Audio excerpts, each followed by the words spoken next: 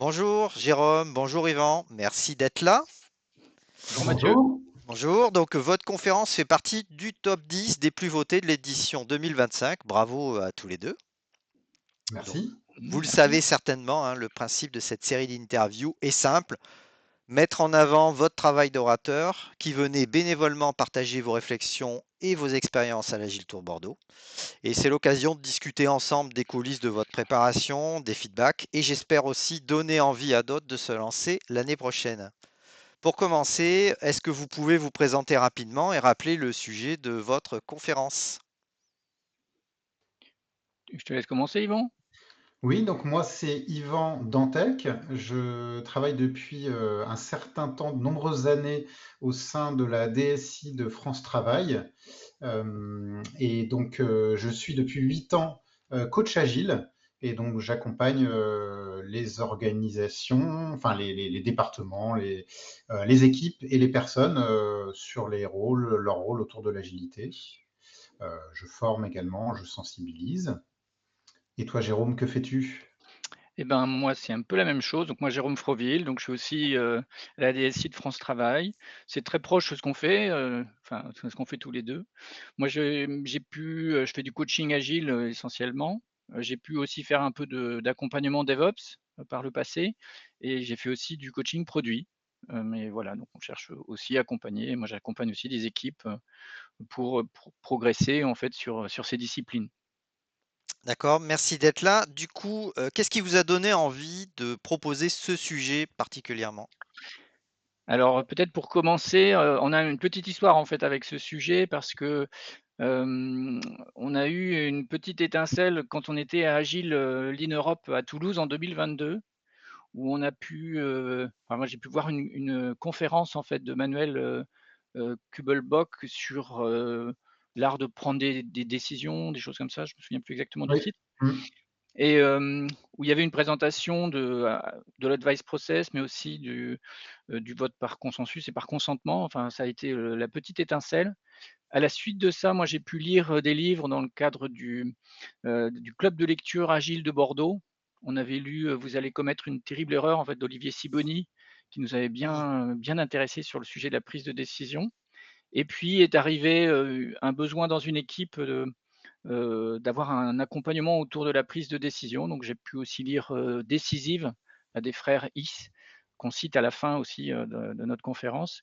Et à cette occasion, j'avais contacté Yvan pour, voir si lui, il avait déjà fait des ateliers autour de la prise de décision et donc on a partagé un petit peu ce qu'on avait autour de ça.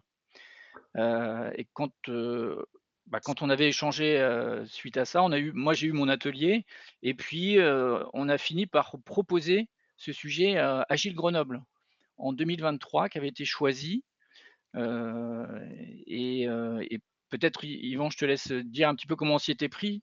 Oui, alors c'est un sujet effectivement qui est assez récurrent parmi les équipes agiles et les équipes au sens large sans doute. Et donc oui, on avait soumis ce sujet-là à Agile Grenoble en 2023. La thématique de l'événement à l'époque était sur l'avenir de l'agilité, il me semble. Ça nous avait un petit peu stimulé là-dessus. J'avais proposé un autre thème également plus aligné avec le sujet. Et donc, en fait, on a voulu traiter ce sujet-là.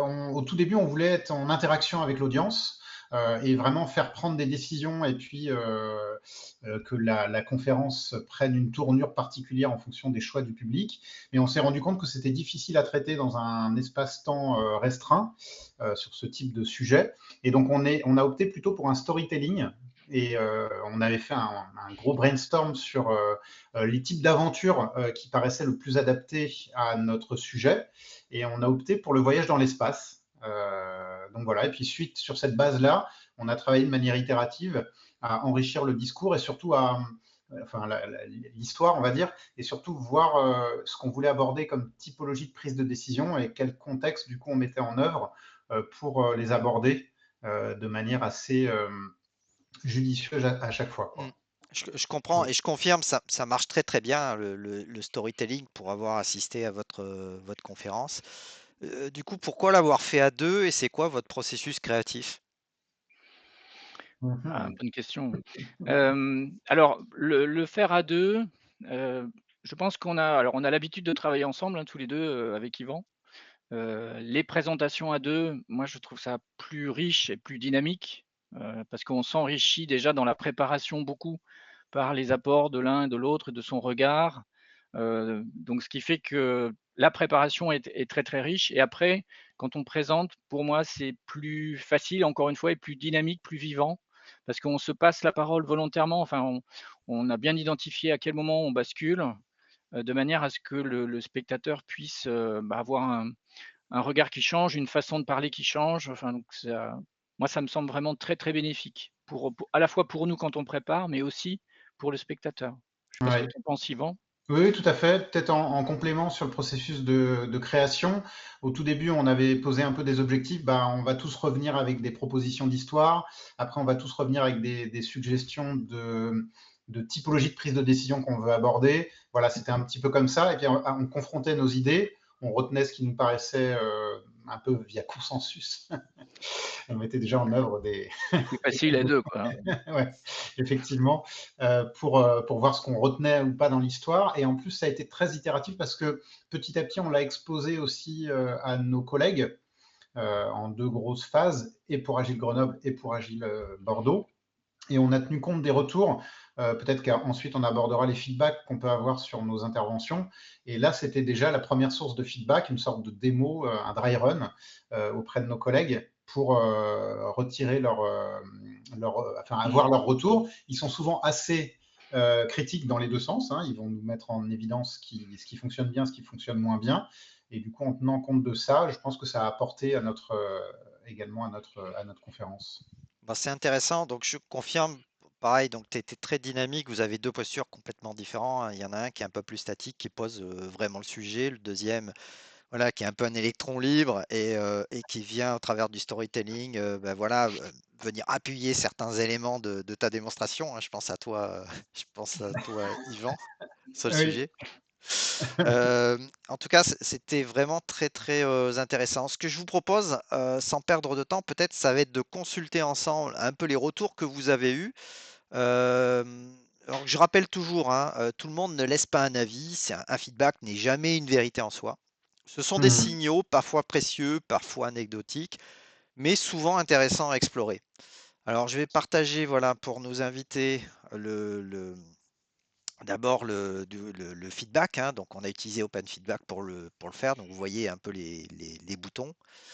Il y a d'abord une évaluation générale où ben, on a beaucoup de points sur pas mal, quelques questions, voilà des points vraiment intéressants. On sent que les gens n'ont pas perdu leur temps en tout cas sur votre conférence. Bah, ouais, c'est des retours qui sont intéressants, effectivement. D'ailleurs, petite précision qui fait le lien avec la question précédente, on avait retravaillé aussi les feedbacks qu'on avait pu avoir. En fait, on l'a fait à 2 endroits, à Marseille aussi. Et à chaque fois, on s'est nourri des retours aussi bien oraux qu'on a pu avoir que des retours sur ce type de formulaire pour enrichir aussi notre proposition. Mmh. Euh, Ouais, tout à fait. Ouais, c'est intéressant. Donc, je vois, il y a pas mal de questions. Je ne sais pas si vous avez regardé un petit peu les commentaires, Oui, notamment l'exemple du fil rouge. Tout le monde voilà, dit que c'est vraiment original et que ça appuie énormément bien le propos. C'est ça que vous disiez, hein, d'ailleurs. mm. Oui et notamment, lorsqu'on a préparé là, pour Agile Tour Bordeaux, dans l'échange qu'on a eu avec, nos collègues, ils nous ont suggéré en fait de renforcer le storytelling, ce qu'on a fait, et ça semble avoir, porté ses fruits parce qu'on a trouvé les retours qu'on a eus, parce qu'on a eu aussi plein de retours en salle à l'issue de la présentation, des retours vraiment très chaleureux et très enthousiasmés en fait, des gens et on pense que c'est le storytelling qui joue beaucoup parce qu'il embarque et il crée pas mal d'émotions, a priori.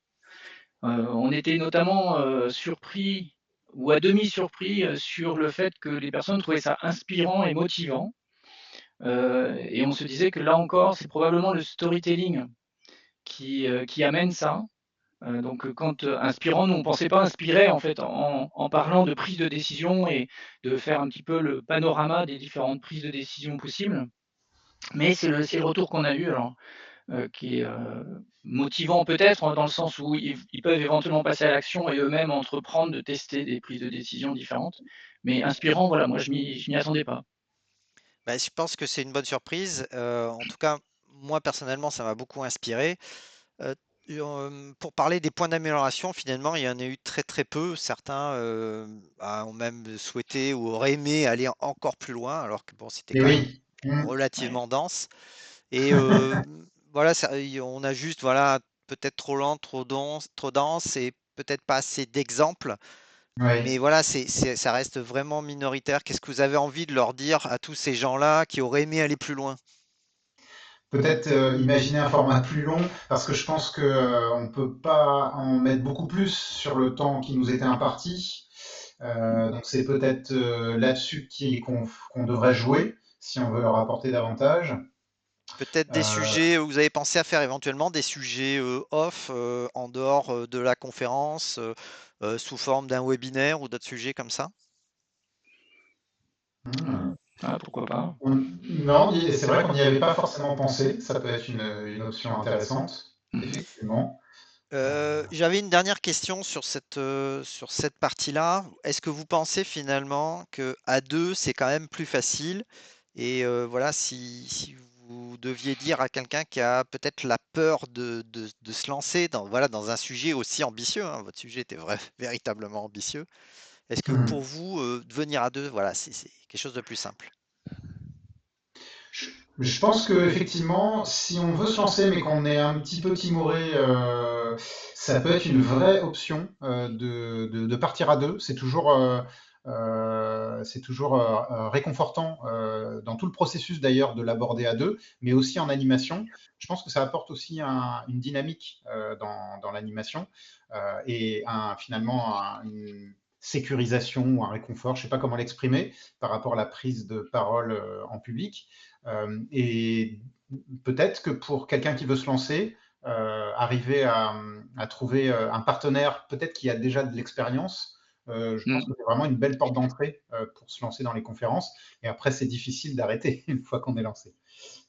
Ouais, je dirais peut-être pour nuancer que ça va dépendre de la personne, donc avec qui on présente et ça nécessite d'être quand même, assez bien, en phase, on va dire, avec la personne dans sa manière de fonctionner. Ah oui. Si la personne a un fonctionnement très différent de soi, ça peut être difficile.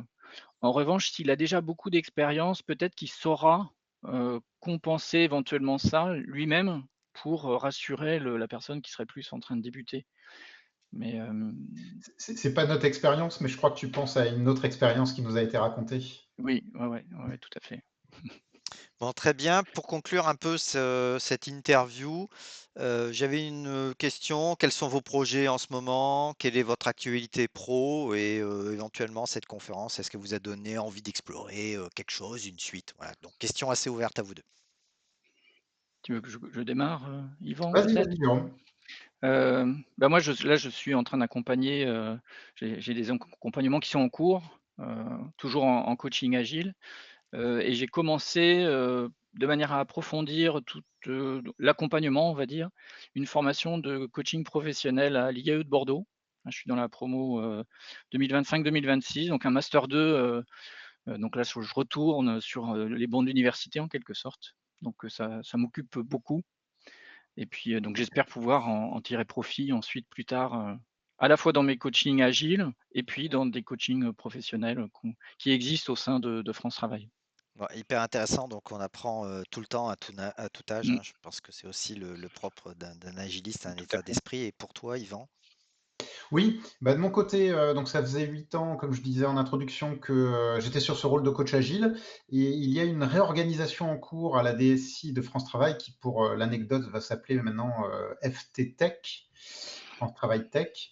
À cette occasion, en fait, le système d'information de France Travail s'ouvre véritablement au réseau pour l'emploi. Et, euh, et j'ai opté pour un poste de product manager sur mon portail pro, c'est le produit. Donc, ce qui va me changer un peu. Alors, je n'exclus pas de revenir au conseil, à l'accompagnement, mais je trouve ça intéressant d'être stimulé en faisant. plutôt que d'accompagner des product managers, de le faire moi-même. Donc ça va être mon ambition pour 2026. Du coup, je prendrai mes fonctions en début 2026. Donc ça fera un peu de changement. Eh bien, merci Yvan, merci Jérôme. Alors pour ceux qui nous regardent, en tout cas, j'espère que ça vous a donné envie de créer votre propre conseil, votre propre conférence. Et si vous aviez éventuellement un conseil pour leur donner envie vraiment de se lancer, quel serait-il? Ah ah. Je pense qu'il y a plein de manières de se lancer. Il y a la conférence, mais il y a des formats plus courts aussi, de conférences qui peuvent être intéressants. En tout cas, de tenter des choses, déjà des petits pas éventuellement avant d'arriver sur une conférence, pourquoi pas?